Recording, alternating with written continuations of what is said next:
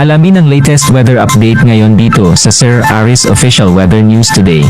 Alas 2 ng umaga, yung low pressure area na minomonitor natin sa kanluran ng Northern Luzon ay isa ng ganap na bagyo na may local name na Lani. Huli itong namataan sa line 315 kilometers kanluran ng Sinait, Ilocos Sur at agad nito ay lakas ng hangin na 45 kilometers per hour malapit sa sentro at bugso ng hangin na umaabot sa 55 kilometers per hour. Ito ay kumikilos pakanluran sa bilis na 15 kilometers per hour at palayo nga po yung pagkilos nito sa anumang bahagi ng ating kalupaan. Ngunit ngayong araw ay magdadala pa rin po ito ng mga pagulan sa malaking bahagi ng Northern Luzon. Samantala, ang southwest monsoon o habagat naman ay patuloy pa rin umiiral dito sa Central at Southern Luzon and magdadala pa rin ito ng maulap na halangitan at mga pagulan dito sa buong bahagi ng Central Luzon, maging sa area din ng Calabarzon at dito sa bahagi ng Metro Manila. And yung mga pagulan po na dala ni Bagyong Lani at also ng habagat ay posible pa rin po magdulot ng mga hanggang sa malalakas na pagulan,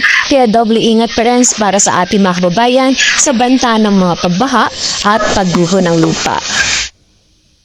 At ayon nga dito sa ating latest forecast graph analysis ni Bagyong Lani, generally ito ay kikilos pahilagang kanluran at magiging mabilis po yung paglagi nito dito sa loob ng ating area of responsibility. By this morning or afternoon ay lalabas na din po ito ng PAR, and paglabas po nito ng PAR, posible ito mag-intensify pa into a tropical storm habang binabaybay pa rin yung karagatan patungo dito sa area ng southern China. And mapapansin din po natin na hindi hagip ng mga pinakamalalakas na hangin na taglay nito yung anumang bahagi ng ating bansa. Ngunit ngayong araw nga po, magdudulot pa rin ito ng mga pag-ulan. But dahil nga palayo yung pagkilos nito ni Bagyong Lani sa anumang bahagi ng ating kalupaan, expect din po natin na within the day, posible po yan by this afternoon or evening onwards ay pawala na rin po yung mga pag-ulan na dala nito dito sa malaking bahagi ng Northern Luzon.